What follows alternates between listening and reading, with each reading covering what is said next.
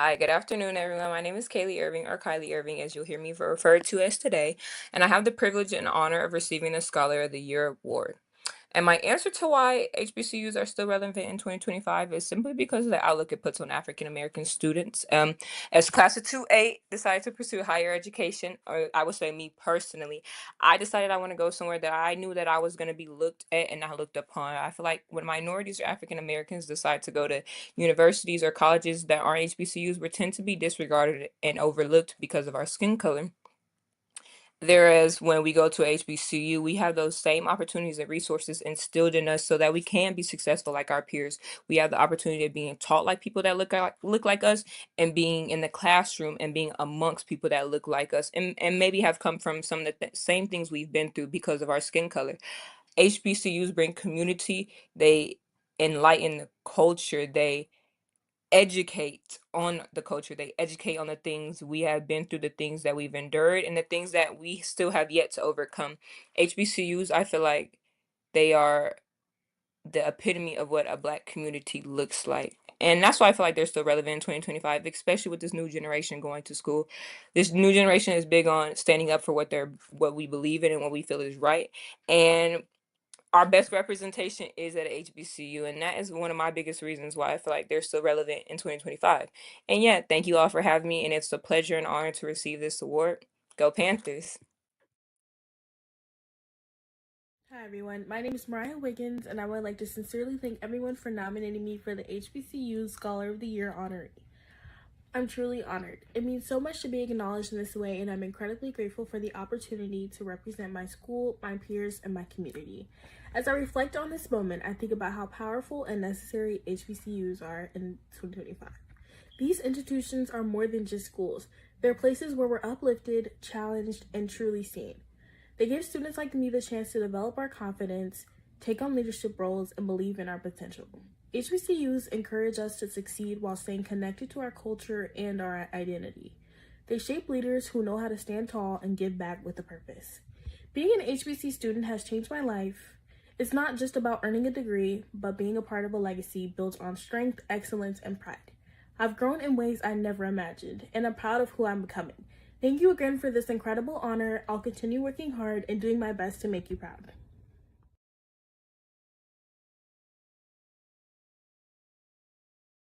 Hello, my name is Ada Marie Bobineau, and I am a 2025 honoree for the HBCU Community Awards. I am a proud graduate from Sam Houston High School in San Antonio, Texas, and even a prouder graduate from Howard University in Washington, D.C. Howard set me on a journey that really accentuated my major, which was broadcast production. I was exposed in working from my working experience at the first Black-owned PBS station on campus, then Black Entertainment Television, and then my entree into Black independent filmmaking, where I worked on the film Sankofa, as well as my own productions and numerous productions over the years. Fast forward 30 years, I moved back home to San Antonio, Texas, and started the San Antonio Black International Film Festival, which is, for me, falls in line with my experience starting at Howard, whose motto is truth and service, and just being exposed to a global community, starting a global film festival where Black filmmakers throughout the diaspora are given a chance to have a platform to exhibit their works. And we also are exposing these works, documentaries, narratives, animating, music videos, all of that, to an audience here in San Antonio and across the World Wide Web. So it all connects. It all connects, and it goes back to my experience at an HBCU. At the HBCU, the Mecca, Howard University. Proud to say, proud to be a Bison. Let's see. The question, why are HBCUs relevant in 2025? HBCUs are relevant anytime, any place, any year, not just 2025, just anytime. HBCUs are rooted in a tradition that provides students with a full sense of self-pride, for yourself, your community, and your race. Being on campus and being able to bond with people that look like you, finding your niche to connect with like-minded individuals who help give you coping mechanisms on how to survive and thrive, and just the specialness in the connections and lifetime friendships that exposed you to a global community of people, African people throughout the diaspora. 2025 especially is essential to attend an HBCU because our collective history, our culture, our rights, when you look at DEI and other justice oriented initiatives, we are under attack. And our culture, our history has all become politicized. There was once a film that I saw in college called Lost, Stolen, or Betrayed, and that's what we are facing. So the exposure, the experiences, the historical and cultural nuances, the need to discover, develop, and horn the next generation of intellectuals, thought leaders, innovators, educators, change makers are steeped in the purpose and the responsibilities of an HBCU education. So HBCUs are relevant now more than ever.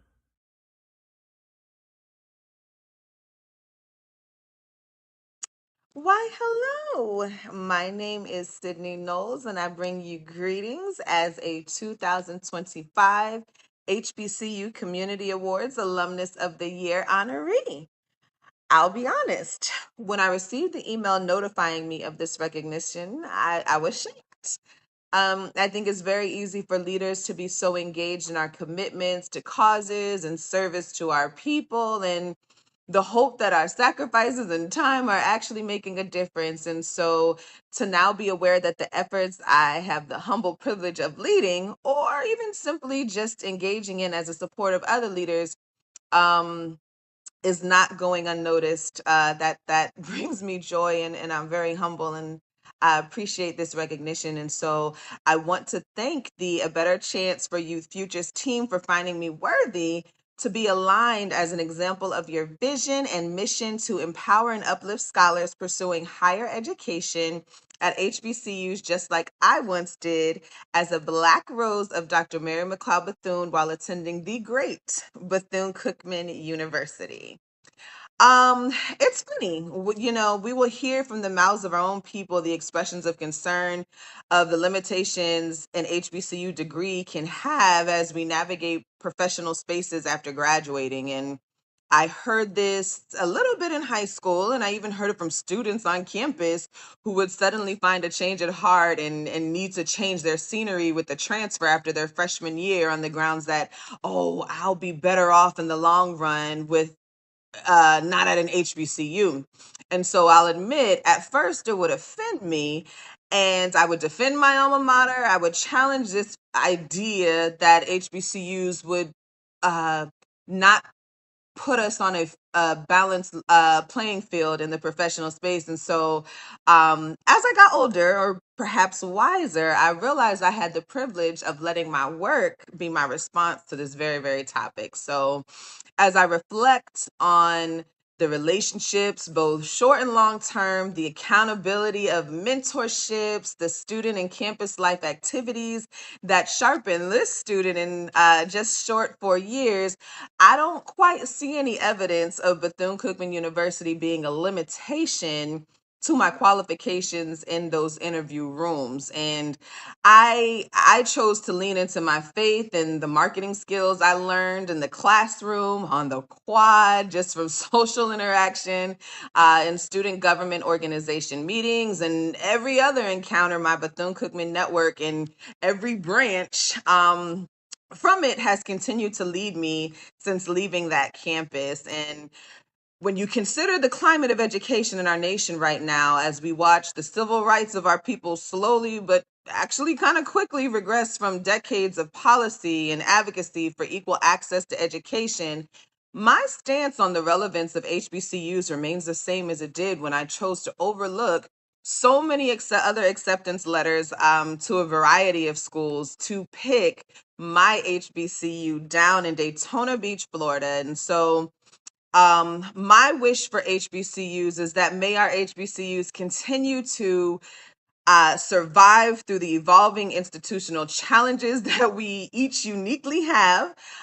May our HBCUs continue to produce top performers in several industries where we did not always have a seat at the table to even be in the first place. And may our HBCUs continue to carry century-old legacies of trailblazers who created paths for students to pursue a higher education where they can thrive in an environment designed to support our students. And so again, thank you so much for considering me for this award. And I look forward to celebrating all ABC honorees on May 31st, 2025 at Crown Plaza, San Antonio Airport. Looking forward to meeting you all, and thank you again.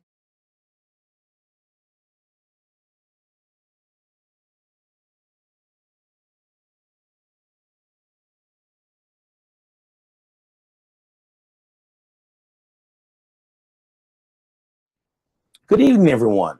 My name is Ronald Gordon, the founder and owner of WSAN Radio. It is a great honor to be nominated for a community award by the HBCU, for the HBCU. This is more harder than I thought it was going to be. Good evening, everyone. My name is Ronald Gordon, the owner of WSAN Radio. And it is an honor to be an honoree of the HBCU Community Award. I don't take this lightly because I am up for Community Impact Award here in San Antonio, Texas.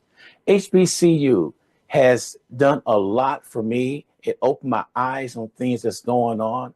And I never have thought in years that I'd be sitting right here talking about and doing things on the radio, because I never thought this would even happen.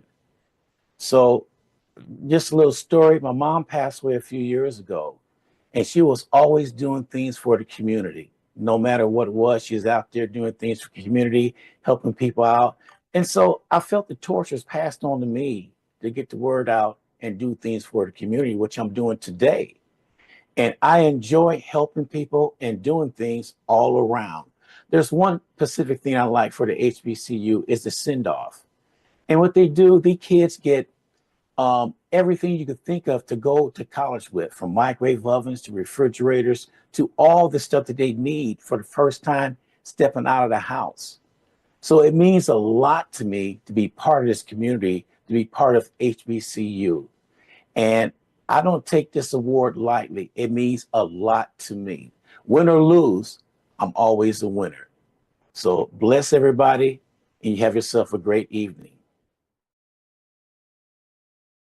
I am Dr. Sharon Crockett Ray, and thank you for nominating me for the South Texas HBCU Community Award in the area of community impact. HBCUs are so relevant. HBCUs provide educational and economic opportunities for students, particularly African American students.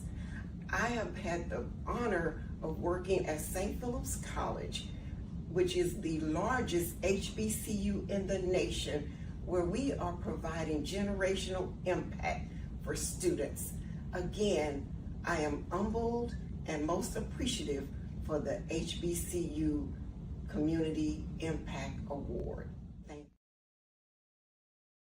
Good evening, everyone. My name is Gregorio Armand, and I'd like to thank A Better Chance for Youth Futures Incorporated for selecting me as a 2025 Community Impact Honoree. We are a brilliant, strong, creative, and resilient people who oftentimes seek validation and acknowledgement from other communities. So what I love best about this recognition is that it's for us, by us. So with that being said, I'd like to give credit to the organizations that have allowed me to lead the efforts that have made me one of your honorees. To the men of the Delta Rho Lambda chapter of Alpha Phi Alpha Fraternity Incorporated and the Alpha Educational Fund of San Antonio, led by Dr. Philip Parker and Alan Bohannon, I sincerely appreciate your leadership, assistance, and attendance as we fulfill our motto, which reads, first of all, servants of all, we shall transcend all. To the Resurrection Church, led by Senior Pastor Ray D. Brown, Executive Pastor Anthony Cobbs, and Youth Pastor Joshua Shelby, thanks for approving and opening up the church and the use of the church van for all of my education-related activities with Brother Greg Bellany. To the NAACP, led by Dr. Gregory Hudspeth, thank you for connecting me with the Political Action and Criminal Justice Lead, Ms. Beverly Johnson, with whom I've worked on many projects, including registering over 100 inmates at the Bexar County Detention Center. Now, concerning the importance of HBCUs, as the late talk show activist Joe Madison would say, in America, we are culturally conditioned to believe that white is superior and black is inferior. And the manifestation of the cultural conditioning is that black people are undervalued, underestimated, and marginalized. Sadly, many of us do it to ourselves. So HBCUs are pivotal to help deprogram our kids' minds from the toxic beliefs that have been cemented in them since childhood. HBCUs inexpensively help our students realize that black communities' value and contribution to this world, as well as connect them with other wonderful students that look like them, thus allowing them to see the diversity within our own community. HBCUs make students feel wanted, supported, and safe, and most importantly, teach our students the importance of giving back to our black community, just like the rest of the honorees that you will hear from tonight. Again, thank you for this honor, and may God bless us all. Hey there, I'm Morgan Taplin, founder of Female Executives of Texas, or FETX. We are so honored to be nominated for Community/Business of the Year for the South Texas HBCU Community Awards 2025. HBCUs are so important in 2025 because with the rise of the elimination of DEI and our Black and Brown children lacking representation in these spaces, it's so important that for the next generation to be able to attend and get the experience at HBCUs with people that look just like them. Hi, my name is Deanna Brown with Forward Progress Arts and Entertainment Center. We are here at the Eastside Youth Content Creators Program, and I am honored to be chosen as a community award recipient for the HBCU 2025 awards. Thank you so much, Miss Monique Robinson, for this unique honor. I am so very grateful to be a part of A Better Chance for the Youth. We are working with young people, and I just think that it is an amazing opportunity for them to attend the HBCUs in 2025. It gives them an opportunity to excel, to elevate, and collaborate with people of like-mindedness. Without HBCUs, I don't think that America would be as great as it is. Okay, but I really do hope that our students continue to attend our esteemed HBCUs around the country. And again, congratulations, Miss Monique Robinson, for this amazing community award event.